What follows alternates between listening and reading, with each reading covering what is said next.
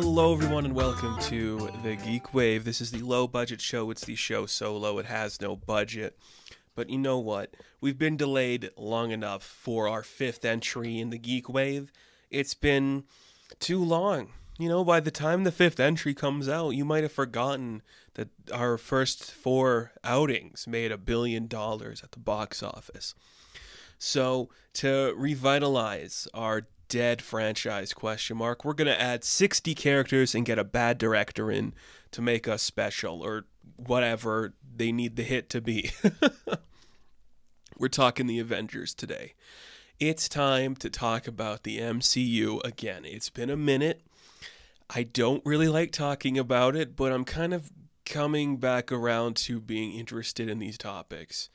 Solely because we've had them be not great for a minute. And I think it's kind of interesting to watch the shift happen again in real time. But we'll talk about it. I want to talk about what we're going to do for this new Avengers movie. Because it looks like the Kang Dynasty may not be where we're headed, which is for the best. For multiple reasons. Most of which involve the character being terrible and played by a guy nobody likes. That's really cool. We'll get into that in a minute here because we do have some news to talk about. Not a whole lot, just a couple of things we need to bring up. First off, this is really exciting. We're starting to see some traction headed forward for the new Predator film. So Prey came out a couple years ago, straight to Hulu. Was incredible. Should have been a theatrical release, but I think we're gonna see that shift soon. Maybe the Badlands will go straight to theaters. I hope so. Because after the success of Planet of the Apes, after Alien Romulus does good, I'm pretty sure Fox and Searchlight are gonna be like, I guess it's just 20th century, whatever it is. They're gonna be like, let's actually get this back in the cinemas. So the Badlands is the next Predator film. It is going to be set in the future. Not just the future of Prey, but in the future of, like, the time you're currently listening to this. It's going to be set in some sort of future. Dystopic, we don't really know for sure, but it's going to be different than the present day. And Dan Trachtenberg is going to be returning as director, which is really cool. He's got a really good voice for this world and those characters, so I'm all for that. And Elle Fanning is going to be starring in it as potentially the lead. It makes sense. I don't know what else she'd do. But I think these modern era of Predator stuff, because Prey in particular, and some of the comic books touch on this too, you just nailed like having one person use tactic to fight the Predator, and that's the vibe you give off. So that's really cool. You know, I really like that energy. Prey was an incredibly fun movie. I think I got to rewatch that. And doing something cool again with these characters in that world, genuinely exciting. I think it's going to be a really cool thing to see. I hope it works. I really hope it works. I don't think it's going to fail. Like, it's Predator. You have your baked-in audience willing to do this stuff, and I feel like seeing the push happen again, it's cool, and I think it's going to be interesting. So the Badlands, that's coming soon, or not. Who knows when anything's going to happen. It's on the way. Speaking of things on the way, we have confirmation on two things which are very similar to the same topic. This is for the new Hunger Games book and movie. So, if we're going to get a new book, it's going to be called Sunrise of the Reaping, and it is going to be about the time that Hamish Abernathy was in the Hunger Games.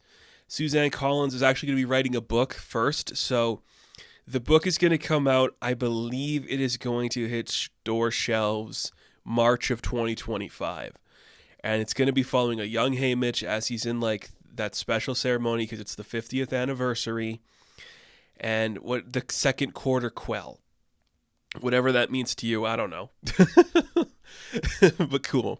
I haven't read the books. I just really liked the most recent movie, and I feel like I should go back and watch the other ones. We'll probably do that in time for the new movie that's coming out. But you know what? This is exciting.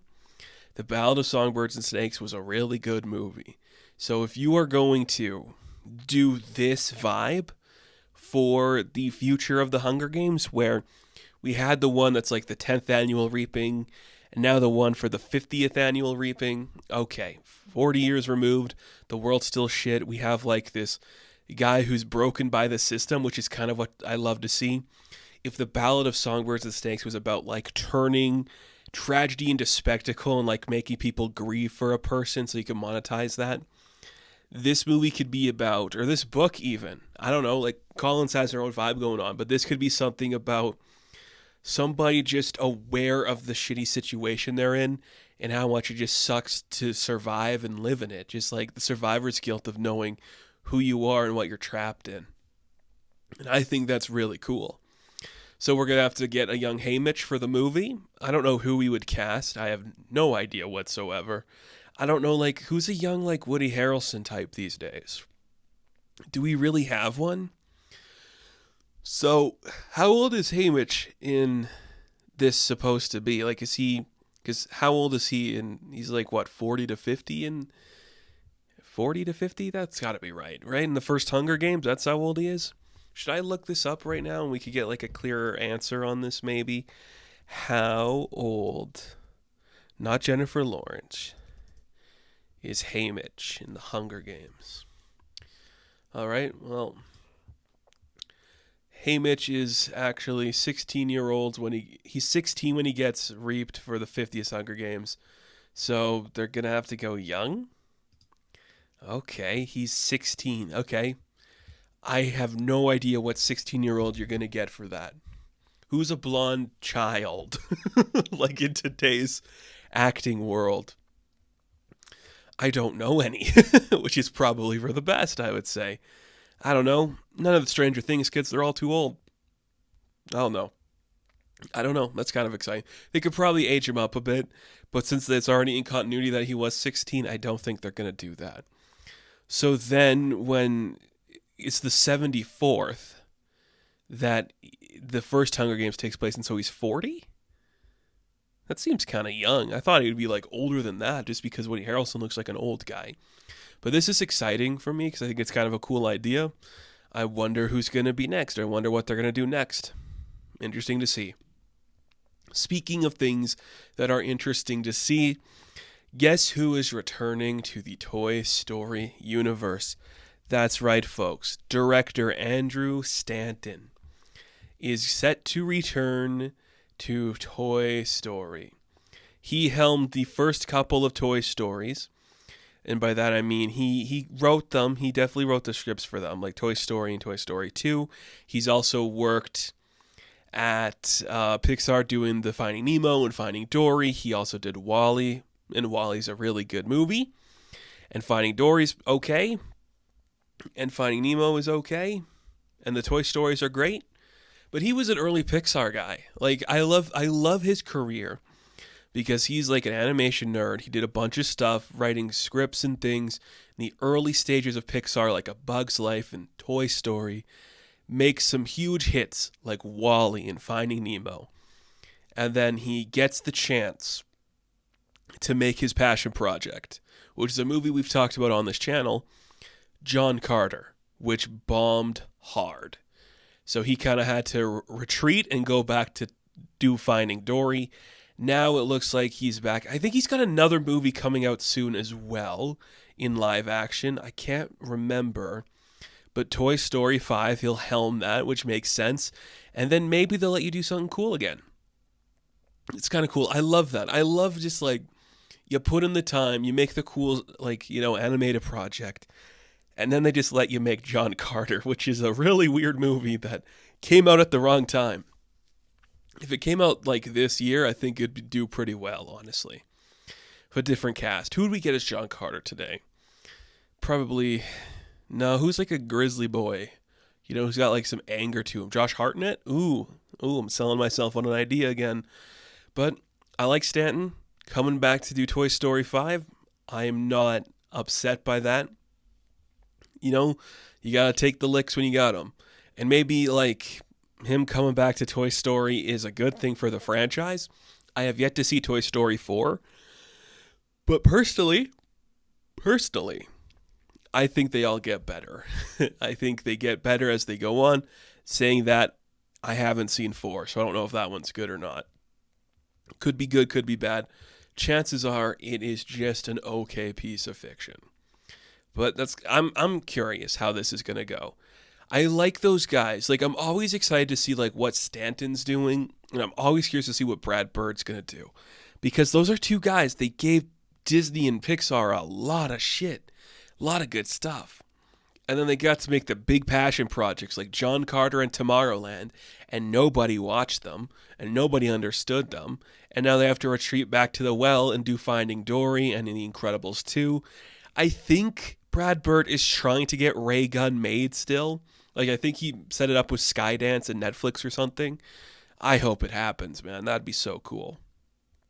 But there you go. Andrew Stanton returning to the world of Pixar and Toy Story. Pretty exciting stuff. Now, that was going to be our last topic. But guess what? Something came out in the news today that Sandra Bullock and Nicole Kidman are in talks to return for a sequel to Practical Magic. It's been 26 years and the girls are coming back to do some fun stuff. What is it? The first movie starred Bullock and Kidman as the witchy Owen sisters who get wrapped in supernatural cover-up after Bullock unintentionally drugs and kills Kidman's abusive ex-boyfriend, forcing them to reanimate his corpse. Hey, you know who I like? Sandra Bullock and Nicole Kidman. You know what I love? Witches. Two girls I love doing witchy stuff 26 years later. You are making something specifically for my interests. I hope this is happening, and I'm very curious to see if it'll take off. Didn't they want to, like, I think HBO Max was going to do like a Practical Magic TV show, but nobody cared. Nobody cares. You just want the girls back. This has the vibes of that weird movie that George Clooney and Brad Pitt are doing called Wolves. Not Wolves. Wolves. Like, come on, the girls are back doing something fun. The ladies, I should say. That's exciting. I am all for this. I hope this is something incredibly fun. Akiva Goldsman will write the screenplay for the new movie, with Bullock and Kidman expected to produce alongside Denis Denovi. Dennis Denovi?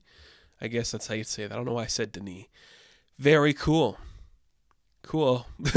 Oh, this was like that announcement that, like, was it Warner or something? They were like, we're doing a big announcement on TikTok at midnight. And I guess this was it. Because if there's one thing the TikTok generation loves, it's Practical Magic. Good movie, good fun time. You love it. So that's all the news. Let's take a quick break. And when we come back, guess what we're going to talk about? The Avengers. Da, da, da, da, da, da. That's the X-Men song.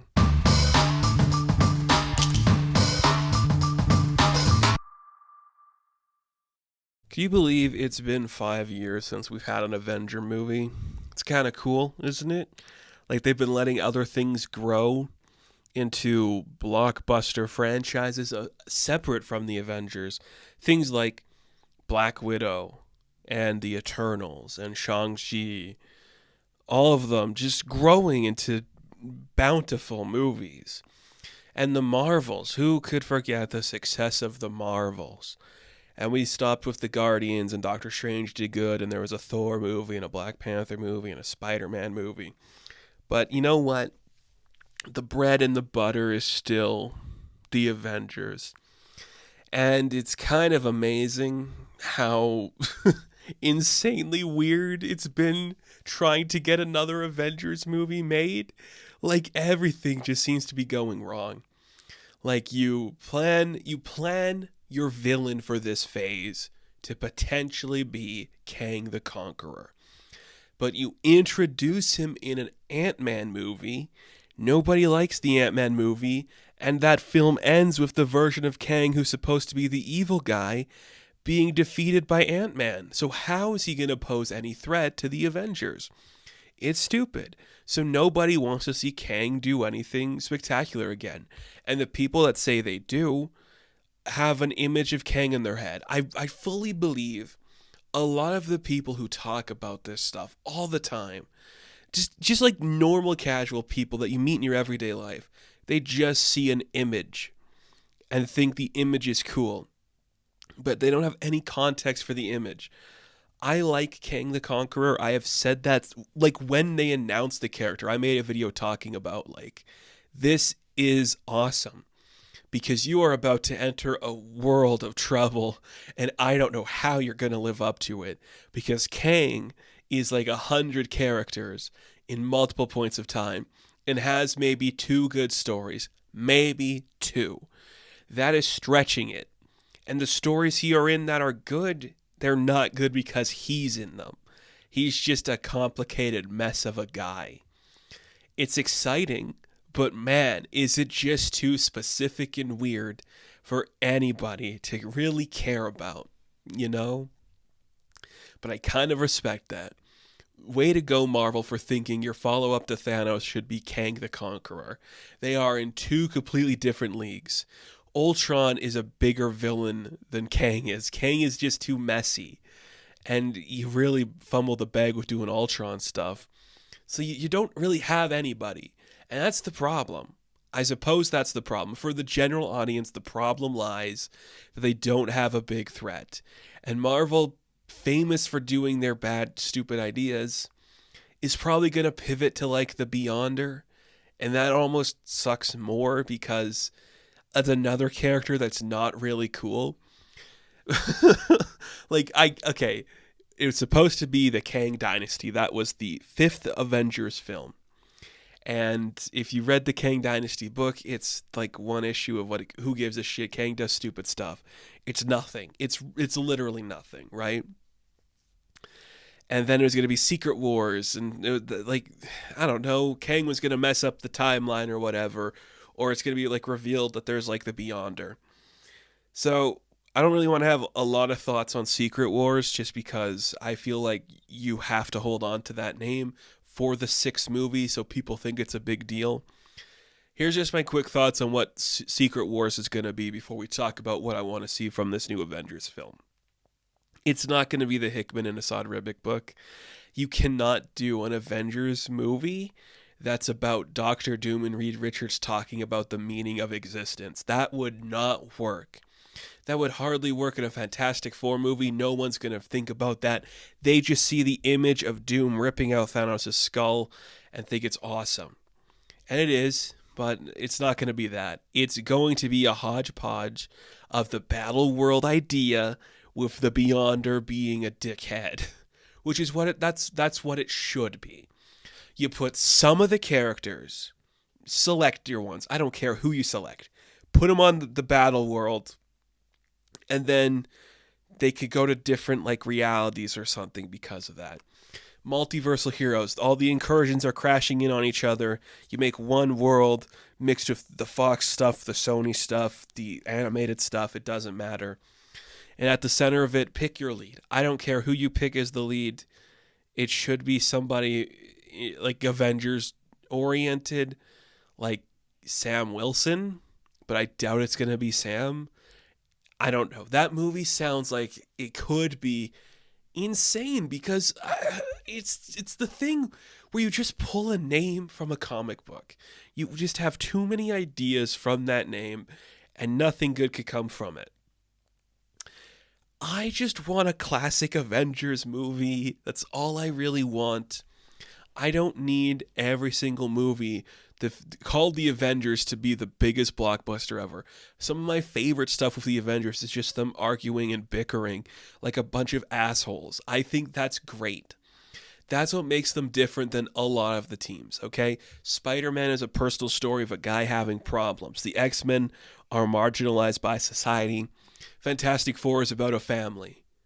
When it comes to the Avengers, it's just a bunch of dumbasses coming together to mess things up at every turn. Some of them like each other, some of them don't like each other. It's just a bunch of chaotic stuff. They're always infighting or yelling at each other, and that's what we need to see more of. Something I don't think these movies have really portrayed yet. Now, I've talked about these, I think I've talked about all of the Avengers movies at some capacity on this channel. Let's just go through them again. 2012's Avengers, man, does that movie just feel like a time capsule now. We are watching something that is just lit and shot so differently. but there's a real feel put in place to that movie. There's something really interesting. It's kind of fun to go back and just see, like, that's where we started. Just something so simple like this. Like, Loki invades Earth and the Avengers have to form. It's that simple. My favorite Avengers movie is Age of Ultron. I've talked about this before. I love a lot of the dynamics the characters have in that movie. I love the messy vision of everything. And yes, I do mean the Vision himself too. But it's just so much random stuff coming together. And that's what an Avengers comic is. An Avengers comic should be, these people kind of don't want to be around each other. Somebody's lying to everybody. We're setting up the next thing the Avengers have to do. And then, oh shit, one of them created a problem they have to deal with. That's an Avengers comic. And I love the feeling of that. All of that happens in Age of Ultron. They start yelling at each other. Clint Barton lied to everybody. Thor just randomly leaves to go set up Infinity War. And then Tony Stark built Ultron, and he's going to ruin everything. It's also got some really smart dialogue. It's like, for some reason, they really know how to do stuff with the Vision. And some of his stuff, just talking about like humanity with Ultron in that movie, it's just incredible. And I'm not against Infinity War. I completely understand what that movie is and why it needs to exist. I'm fine with it. I do like it. I'm impressed they had such a bold ending, but after you get like 8 to 10 years of fan service to get you to that point, you're justified in your actions. I'm not a fan of Endgame. It is one of my least favorite Marvel movies. I think it looks bad. I think it's poorly created and isn't a real movie. It is just you remembering the things you remembered from other stuff and doesn't have any real flavor to it. So it's a real roller coaster for me with the Avengers. We start kind of middle, we go up, and then we go kind of middle and then down again. So the fifth movie, we're probably not going to have a lot of the OGs returning. And I don't want to make this about who should be on the Avengers team. I couldn't care less. I'll just throw out a couple ideas who I would prefer to see on the team at this point. I know Evangeline Lilly said she doesn't want to act right now, but man, would I love to see an Avengers movie with a Wasp and an Ant-Man leading it as like mainstay characters. That'd make me happy. I'd like to see Wonder Man on the team. We've been setting him up. Throw him on there to do something. I say we've been setting him up. We filmed a TV show and saw no footage from it. Maybe we'll see it this year at the Disney Expo. I don't know. I'd like to see that. I genuinely think She-Hulk should be on the team, even for one moment. I don't know. Sam should be on the team as well. And Carol if you want, but I don't think she needs to be. You could easily branch this like franchise off too. They're going to do Young Avengers. I don't think that's something we need to talk about or discuss. They're probably not going to do West Coast Avengers. I just think the team we're going to slowly start building up is going to feature a lot of West Coast Avengers players.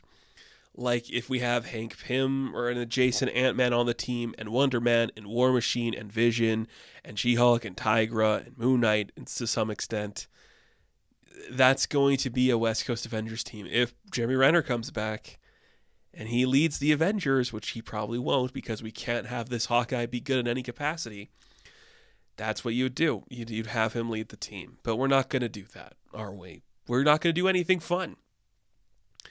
Personally, I do think this movie is going to... I would love it to be filler. And that's kind of what I'm pitching right now, is just like filler ideas for the Avengers movie. And then do the big one later. Like... So currently the rumor is for this next movie, right?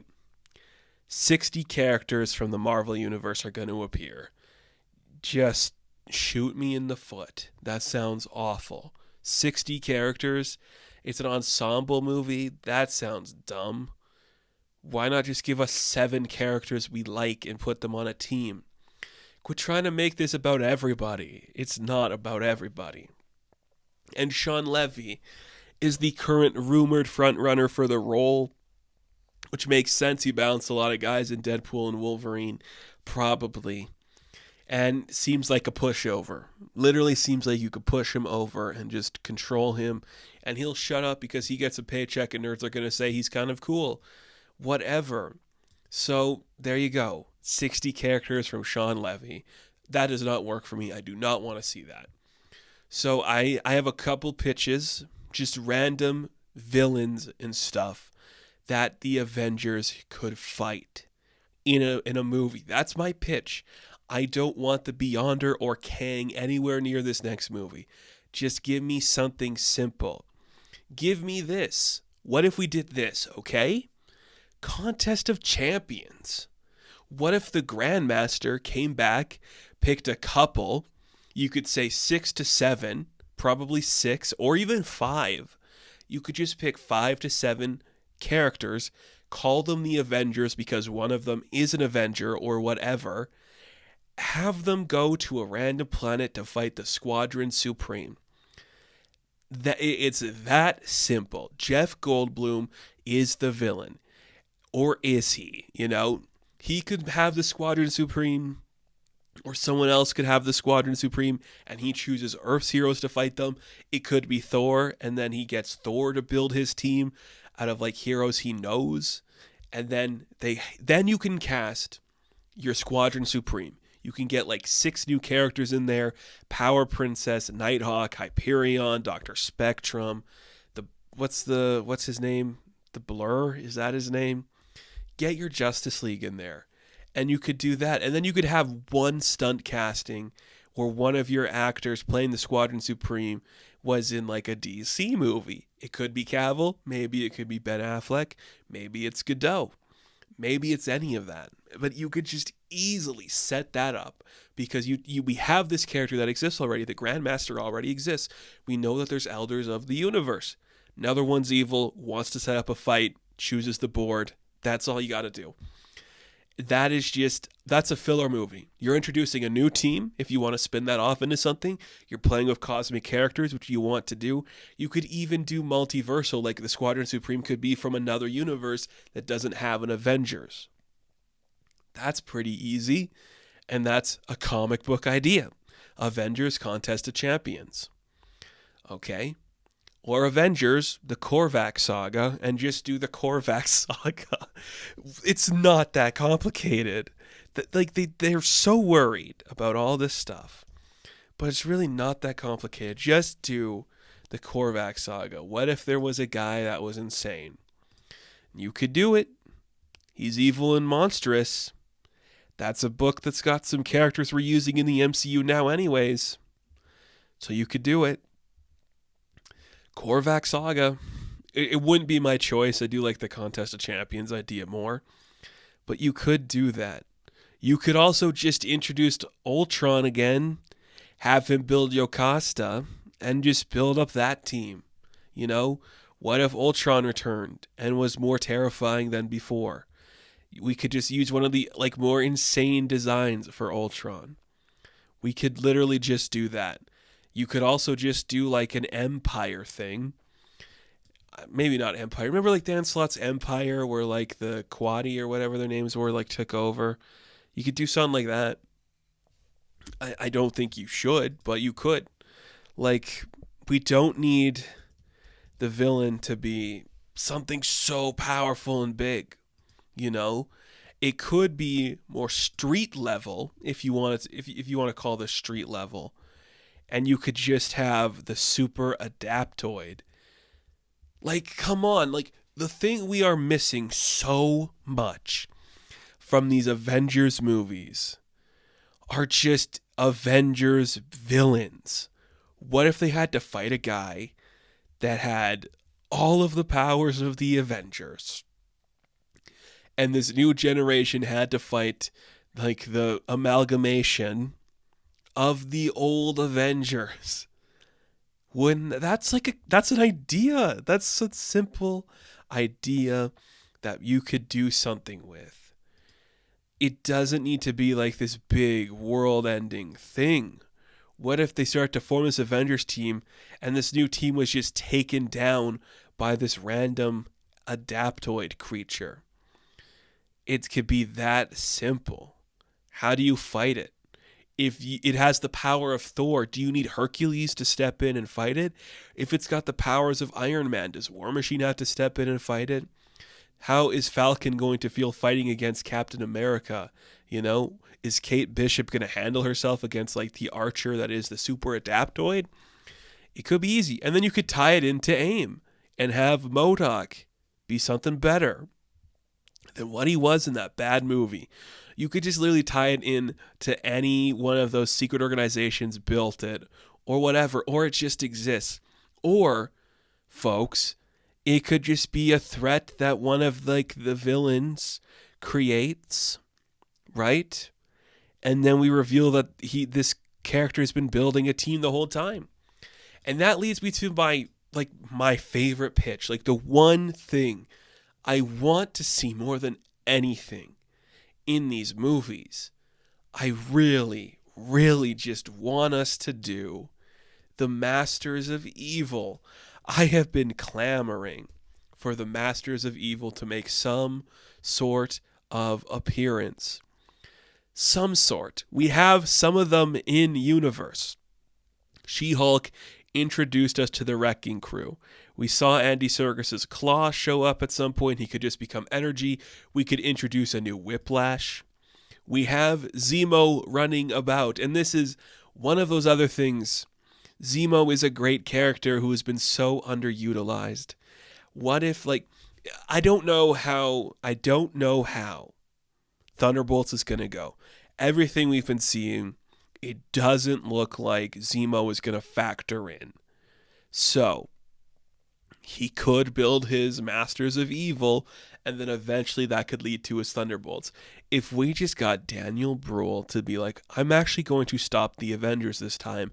I'm going to call in a bunch of different villains, like Moonstone and Titania, the Absorbing Man, and we could get the Wrecking Crew back in there, Tiger Shark, the Living Laser, a Crimson Dynamo if you wanted a more like classical Iron Man looking villain. But we could just do it. Just have Zemo be your villain. He is a formidable foe because he's not some otherworldly god. He just allies himself with the right people. You could easily do that. And here's the other thing. The other genius thing you could do with the Masters of Evil is you have introduced at this point in continuity, you've introduced two characters, or one you've introduced and one you're about to introduce. Two characters who have history being on the Masters of Evil. So you could introduce the Black Knight on a larger scale, doing a Masters of Evil movie, having them fight them. And Kit Harington thinks he's on the right side, but then he quickly learns what this is actually about. And then you could do the whole Wonder Man thing. If Yahya Abdul-Mateen does not want to sign on to a whole freaking universe, you could have him do the TV show. His brother, the Grim Reaper, is like, hey, you're not getting work as an actor now because you're literally at ionic energy. I got a place we can go, and his name is Zemo, and this guy's building a team. And then you do this stuff with Wonder Man where he learns a lesson and sacrifices himself to save the Avengers. You could literally do the one of the most powerful and important deaths in comic books is the death of Wonder Man, the early issues. You could do that in a movie and have it mean something. You think they're going to set up this guy to be the next big Avenger character. Oh my goodness, yeah, Abdul-Mateen, he's going to lead an Avengers movie. He's going to be in an Avengers movie. But then you just see he's on the Masters of Evil. And then he's confused and conflicted by everything going on. And then you could just have him learn a lesson. And he sacrifices himself. That'd be pretty dang cool. I am perfectly fine with the idea of just doing a comedy where this guy's an actor and he's an ionic guy. That's fine. A TV show about Wonder Man, that's fine. But if you want to make him matter and have some big resonating factor, do the iconic stuff with him where he dies. That'd be pretty fun. Pretty cool. I want Masters of Evil so bad. I want Zemo to be formidable again. I want to see some classic characters show up. You can pick who you want. You could get Enchantress on the team, potentially leading it from the sidelines. You could bring back the Executioner if you want.